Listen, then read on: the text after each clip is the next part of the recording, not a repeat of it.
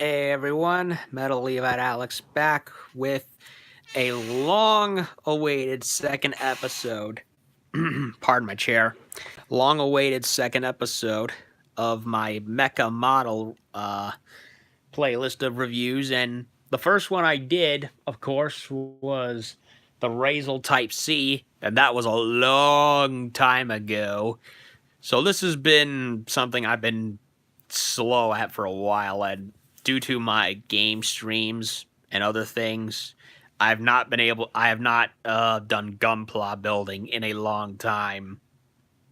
So, after having since gotten tired with Bloodborne and needing a break, I decided to go back to Gunpla and finally start getting one, maybe two or three ones that I've had in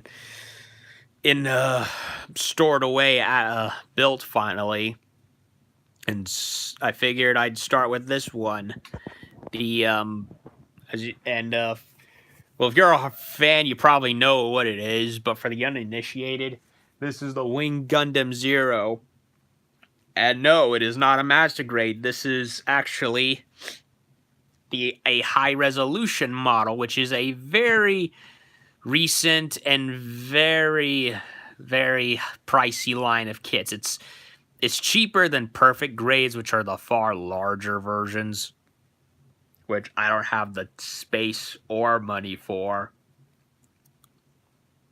And this was about $150 when it came out originally. I bought it like last year, never got to it. And there's a lot of things to talk about with this kit. There really is. Now, as you can tell, it has a shield and some other things to it. Now, for a little bit of a backstory, when Gundam Wing Endless Waltz, the OVA / movie came out, everyone pretty much fell in love with this Gundam. And I wasn't on the Gundam Wing train when it first came out. I only got more into Gundam when Double O came out. I had seen Endless Waltz out of curiosity, and I could, to an extent, understand what the plot of the whole thing was about. You know, colonies being oppressed by Earth, blah, blah, blah. Essentially, pretty much the original Gundam anime switched around in terms of whose side they were on. And when the movie came out, which redid a lot of the Gundam mobile suits, Wing Zero got a new look itself. Unfortunately, in my opinion, the movie version was gimped from the get-go, whereas the original Wing Gundam and the original TV version of Wing Zero, it could transform and it had a shield, whereas the Endless Waltz movie had neither of those things. So it was essentially downgraded and gimped from what it originally was. The Angel Wings just did not do it for me. Not to mention how Wing Zero was pretty much just used as a 5-minute plot device where it battled Wu Fei in the Ultron for like what, 2 minutes. Then it went into an emo phase where it crashed into Earth and then came back with the with the Buster rifles all of a sudden, and just without having shown any of the means for which the rifles could be charged, because Wing Zero had ammunition canisters for its rifles, whereas Wing Zero could charge its rifles with its fusion reactor by attaching to the shield or when it's transformed. Not with the movie version. So it was essentially a worse version, just made to look pretty. But about a couple of years ago, Bandai went and did to Gundam Wing what they did with the original anime, Gundam 0079 anime, with Mobile Suit Gundam: The Origin, a manga that I recommend very, very highly. And they went and did the same with Gundam Wing also. Pretty much retelling the whole story of Gundam Wing and updating it much needly, fixing all the plot holes and backwards mobile suit designs. Pretty much everything that everyone who may have liked Wing but had problems with it. And Wing Zero, as you can see, they gave a full makeover for the most part. They redid the overall look of the original Wing Gundam. They took the TV version of Wing Zero, gave it a slight redesign, and called it Proto Zero, which looks pretty cool, I admit. And then we have this thing, which is essentially what Wing Zero Custom should have been. And I told myself I would not rebuild a master grade of Wing Zero until they gave it a much needed upgrade. And well, surprise aside, the high resolution Gundam pretty much went and fixed all that. And yeah, it's a pretty weird kit, honest to say, because it does not get built the way that most 1/100 scales do. What do I mean? Well, instead of building it from one arm and leg to the chest at a time and then connecting it all together, the high-resolution kit took a rather odd step in its development where it comes with the inner skeleton frame already completed, and all you have to do is just put all the armor parts on. This is both a good and a bad thing. For the good thing, you can essentially build this on a shorter time than you would a normal master grade or 1/100 scale anyway. But because the whole inner frame is already built, you have to, like, it's kind of a struggle trying to fit all the extra little pieces here and there and try not to knock stuff off, especially the head. This head gave me so many problems because of the ear wings on the sides, as you can see, the blue wings on there. Because they would fall off repeatedly, they would not stay. That was one of the few weaknesses I had with it in terms of building it. I eventually, when I had finished essentially building it and trying to pose it, and they kept coming off, I finally just said, screw this, I'm super gluing them into the head. And that's what I did. And they ain't falling off no more, that's for sure. And for the most part, it's pretty sturdy in how it stands. The wings don't buckle it down. The feet stay pretty positioned. Arms too. They do, some stuff does kind of need, it does occasionally have to, be pressed back on, due to tutu being used. And the back wings can fall off if they're not secured properly. But overall, they stay where they are. If there is one bad area of the wings that I don't like and think needed work, it's these top ones right here. You see? Here and there. They fall off way, way too easily, and they should have found a way to essentially redo those. And another thing here, as you can see, we not only have a very nice shield for Wing Zero this time around, we also have a little nifty thing attached to it. You see these red wires? Well, it's kind of hard to see in the back right here, but you'll notice there's red cords attached to the Buster rifles right here. Well, these connect into ports on the back of the Gundam, which explains how the Buster rifles in canon are able to be recharged. Because when Wing Zero was created, the Buster rifles were redone in a way where instead of having to use ammo canisters like originally, the Buster rifles would just feed off of power from the mobile suit's reactor. But of course, Endless Waltz being Endless Waltz, that was never shown, and as such, the Buster rifles just came off as overpowered for no reason. Not helped by how it just got the Buster Rifles out of nowhere.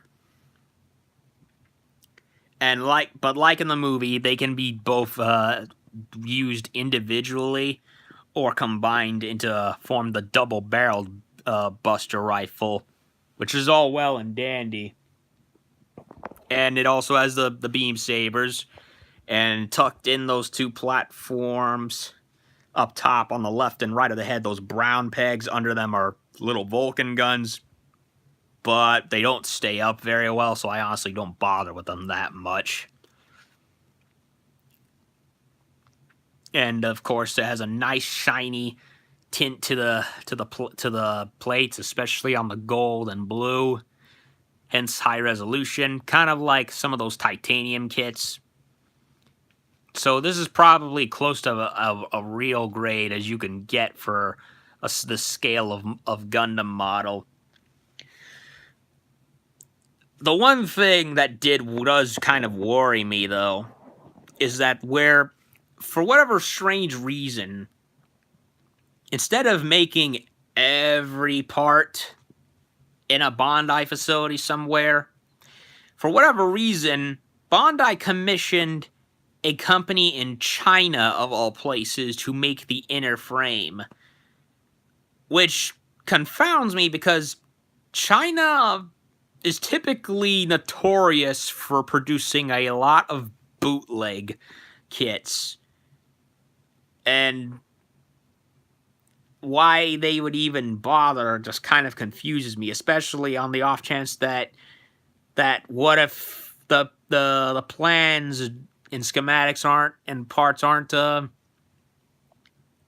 understood over there? What if the makings of how things are done over there interferes with the parts that all the armor and extra bits that Bandai makes in their own store factories? Thankfully, for the most part, everything fits. I'm honestly kind of surprised at how well it came together for the most part. I still don't know why Bandai would even bother shipping off half of doing what they essentially do themselves to China, of all places, but I guess they found a company that was trustworthy enough to do it and do it right. Now, yeah, as far as posability is concerned, that's all well and good. The only main problems I have are, of course, were the head fins, but super glue fixed that. And then, of course, you have these little these right here, which turn and they come off very, very, very easily. And of course, because it's a transformable mobile suit, those are meant to turn around and into the wing cap right there. So no super gluing for that, unfortunately. And yeah, the cord you have there, and of course, I took to panel lining it like I do with every model. Although some parts are, for whatever reason, did not take to it. For instance, the gold V antenna right there. There's two little spots where I did attempt to ink panel, but apparently that gold material does not take to it well, and it ended up and the color ended up getting washed out in the two little bits that are right there. It's kind of hard to see under this lighting, but that's what happens. And after that, I just said, nah, don't bother, because it's just gonna waste it away. On one hand, it kind of gives the mobile suit a bit more wear, but on the other hand, I don't want it to look freaking ugly. Beam saber, of course, with that nice katana curve, just like in the anime. However, that's pretty much where all.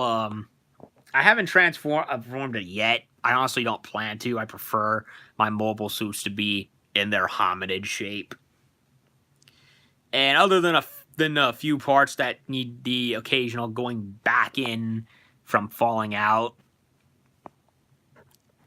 it's mostly stable. Oh, by the way, unlike most model kits, this one did not come with stickers.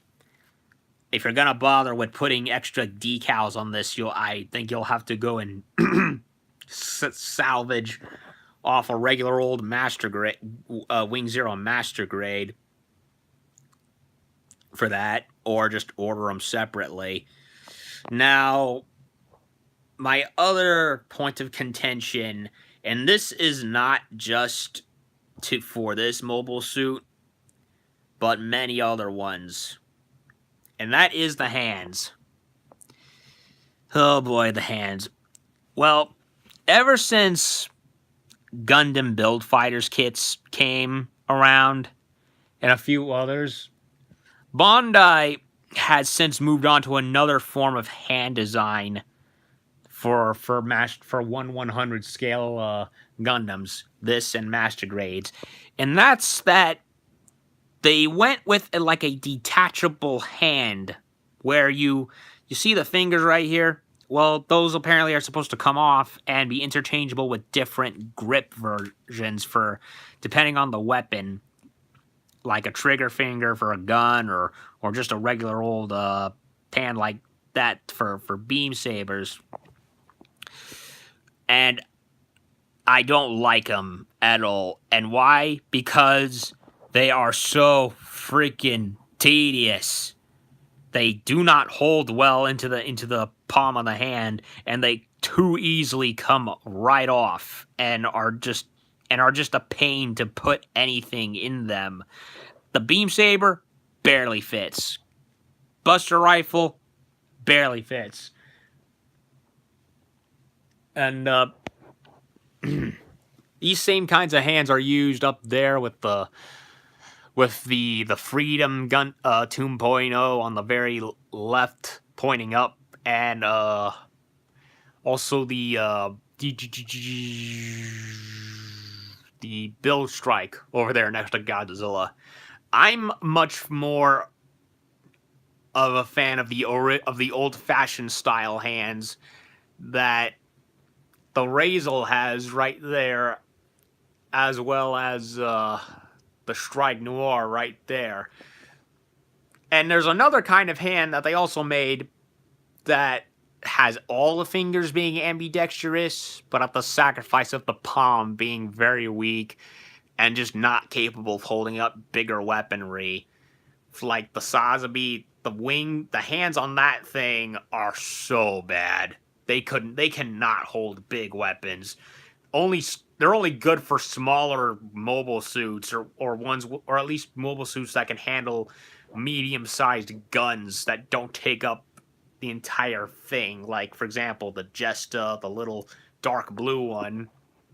And it also didn't help with the Sazabi's case that it had armor placed that just interfered with the overall placing of anything on the hands. Fast forward to back to this, and yeah, these hands are just they're worthless. I prefer the original version that the Razel and the Noir have. Hell, even the Gundam Unicorn up there has the old hands where it's just the thumb and the pointer finger, the index, this finger that can move individually, while the rest of the fingers are gripped in a palm thing right here. Those are honestly the best hands. Granted, you cannot pose them as well as you would the second version, which the Sazabi has. But at the very least, they were good enough to hold whatever weapon or attachment you wanted, and you didn't have to bother with interchanging them for different things. These hands, on the other hand, too weak, can't hold anything well, and just having to interchange them for different things, no matter how minuscule, is just a pain in the ass. I don't know what Bandai was thinking. They should have just stayed with they should have stayed with the original hand grip design, with the individual mobile fingers and finger and thumb, with everything else being done together, or at the very least try to do better what the Double O Gundam kits tried to do. They had, for the most part, individual fingers that can move. I think it's been a while since I built one of those, and honestly, out of the two Double O kits I have, specifically the two that I've built, the Exia and the Quanta, I wasn't too pleased with those due to structural and other issues. But yeah, I pray to God that Bandai ditches these awful hands, interchangeable hands, within the next year or 2 years at least, because I can't stand them. Honestly, the first two Gundams that I built, the Fenice Renoscita and the Double X, those were the two first Master Grades I ever built, and that hand model was the first I had to contend with, and I hated them then, even there. Yet older kits have far better hand designs than this.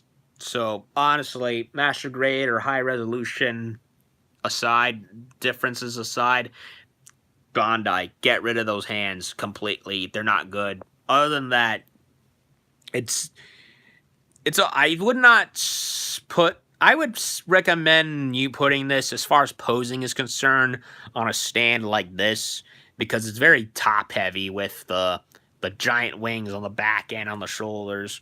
If you can manage without it, I applaud you. Me personally, I don't know if I can risk it, especially with so much stuff slapped onto it. Like hell, the Fenice has far more stuff on it than this does. Funny enough, at least to me anyway, even has a bigger shield. So in terms of overall detail and look, I'm very pleased with Wing Zero with the high resolution Wing Zero. While it is pricier, I do consider it the superior kit over the old Wing Zero Custom Master Grade. Again, the Master Grade, it's based on the old movie version, which to me was a gimped version of an already good mobile suit from the TV show it followed up upon. And even though this does not come with the visors, something German.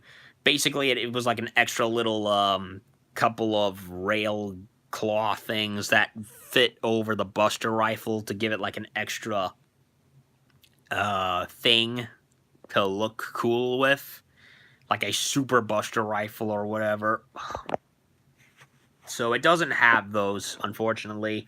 They recently put P Bandai, the online store, a version of that. But again, the old custom does not transform, nor have a shield. So it's pretty meaningless, honestly. If you want to go for a proper Wing Zero, I recommend the high resolution. It's pricier, and the hands are annoying, and some parts do. Namely, the head fins need to be super glued on if you want them to stay. But other than that, it's a far better version than the Master Grade Wing Zero Custom.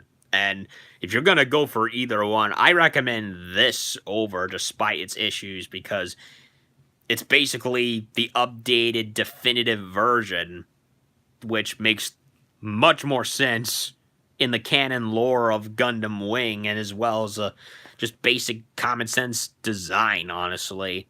Namely, the Buster rifles, how they charge, the shield, and of course the transformation, which is what made Wing Gundam and Wing Zero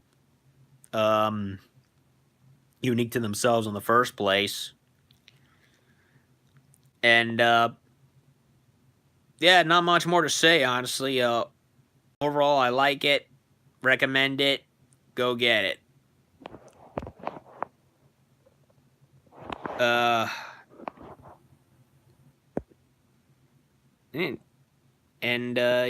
I think that'll do it for this second review of for my mecha model line of reviews, and I'll be back later. Peace out, y'all.